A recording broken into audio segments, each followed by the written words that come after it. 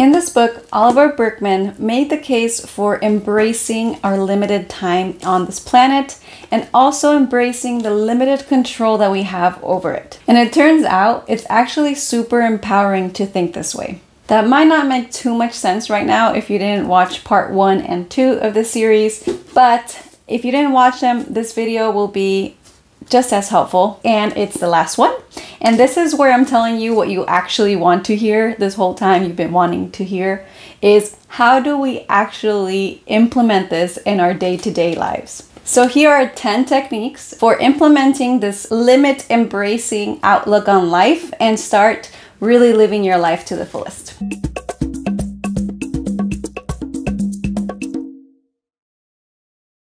Hola, ¿qué tal? ¿Cómo estás? My name is Maricruz. I'm an engineer, entrepreneur, and environmentalist. And in this channel, I'm your small business coach. Honestly, I could make a video for each one of these techniques, but this is not a productivity channel, so I will not do that, but they're definitely worth looking into individually. So I'm gonna jump right in because it is so hot in this room. Hopefully you can't tell that I'm like sweating. I will have the technique on the screen for you as well as a full list in the description box. So in case you don't have time to watch this right now, still take a look at that description box so that you can see the full list of techniques. Number 5 really hit home because I think this is the reason why I burnt out during my PhD. So hopefully this helps you avoid that same mistake. Technique number 1 is to adopt a fixed volume approach to productivity. So for this, you can keep 2 different to-do lists, one open, one closed. The open to-do list has everything that's on your plate on there. Like it's going to be ridiculously long, like cue in some cartoon with the, you know, it's gonna go on forever and ever. But you're gonna have also a closed to-do list. And that's the to-do list that you focus on a day-to-day. You can have 10 items on that list, nothing more, okay, nothing more.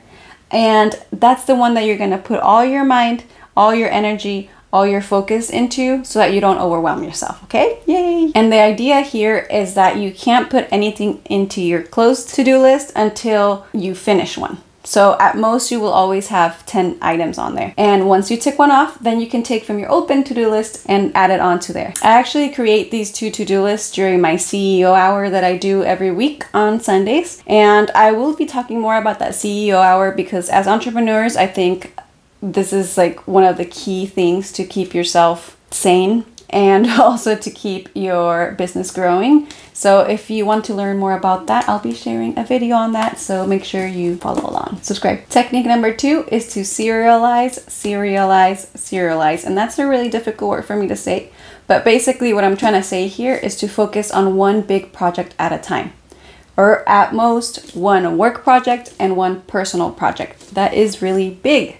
Because if we try to do all big projects at once, we're not going to do any of them well, and nobody wants that. And if you find yourself working on several big projects at a time, it's probably because we're trying to cure our anxiety towards actually committing to one big thing at a time.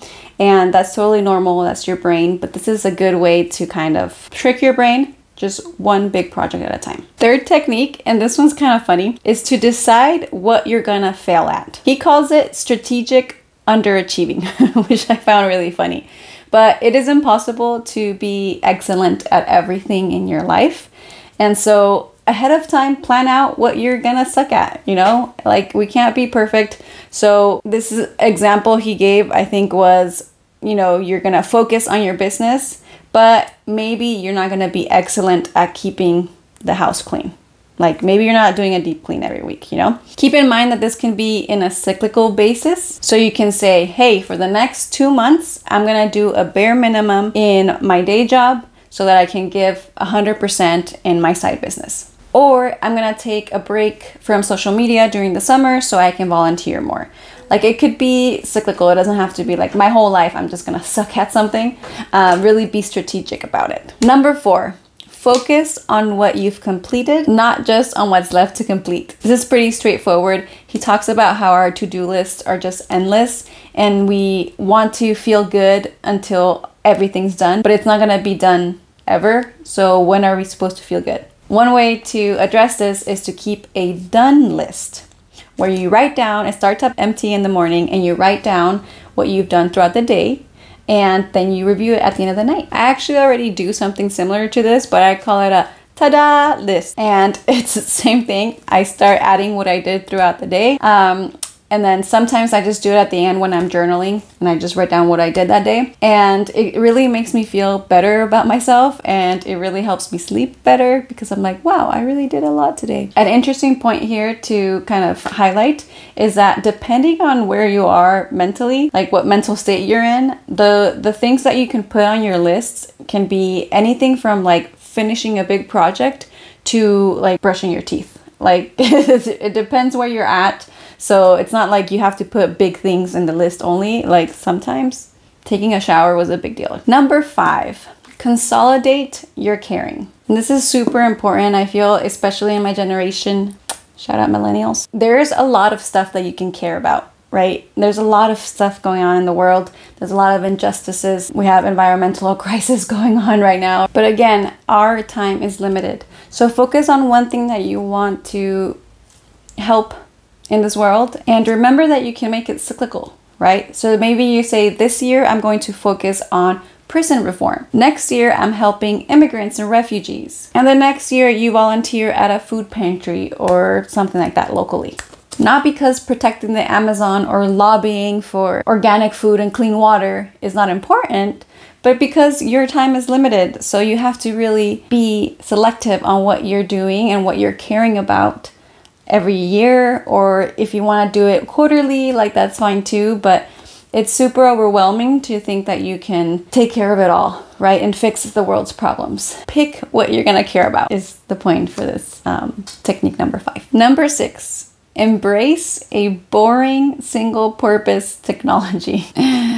Technology. You know, we can't live with it, can't live without it. It's really hot in here. We have so many options, so many distractions, especially on our phone and social media. There's a never-ending world in our phones, right? And that's what we use to distract ourselves from the fact that we do have limits and that we can't do it all and we can't see it all, right? So we escape into our phones to not accept, I guess, that we are these humans with all these limits. So he suggests making your devices as boring as possible. Like put your phone in black and white, take off all the notifications, all the apps that are distracting, games, all these things. I don't know if I'm actually gonna do this. You know, I kind of like color on my phones, but he goes as far as saying like, do you actually need a smartphone? Can you just use a phone? Number 7 is kind of a cool one. It says, seek out novelty in the mundane. So he kind of started sounding a little bit like minimalist here. He was giving kind of like Malama Life vibes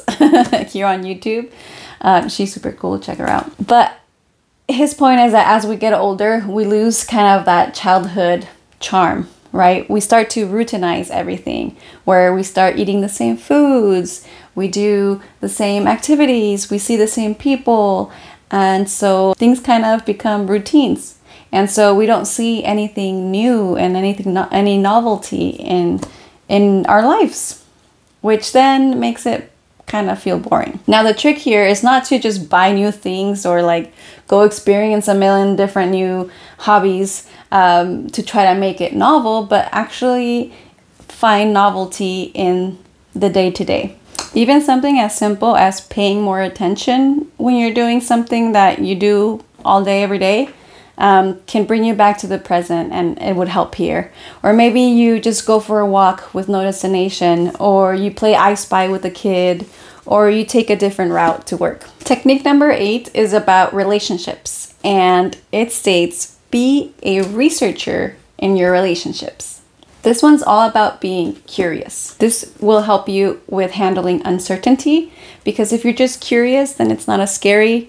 And especially in relationships, this will help you not set any expectations for your partner or whatever relationship we're talking about. But staying curious always will make your life richer and will make you live a happier life. Okay, number 9 is kind of fun. It's Cultivate Instantaneous Generosity. He quotes a meditation teacher called Joseph Goldstein. I'll just be reading straight from here because I thought it was really good. Whenever a generous impulse arises in your mind, to give money, check in on a friend, send an email praising someone's work, act on the impulse right away, rather than putting it off until later. When we fail to act on such urges, it's rarely out of mean-spiritedness or because we have second thoughts about whether the prospective recipient deserves it. More often, it's because of some attitude stemming from our efforts to feel in control of our time. We tell ourselves that there's something more urgent, right? And that this little act of kindness is not as important as our big project or as our deadlines or whatever. But that's just us trying to control what's important and what's not. So really, it ends up being that we never get to it because our to-do lists are never ending. So just do it right away. Be kind. Spread kindness in the world. I like this one. I think this is my favorite. All right, we made it to the 10th technique to heal your relationship with time. And this is the hardest one. He really left the best for last, I think, but also the hardest. Number 10 is to practice doing nothing. If you're a high achieving person with a lot of energy like I am, this is really hard to do. It's almost anxiety producing. Thinking about just sitting in the couch doing nothing, or just sitting at the beach doing nothing. Doing nothing, as you can see, I'm even like getting a little nervous. Doing nothing is really hard for me.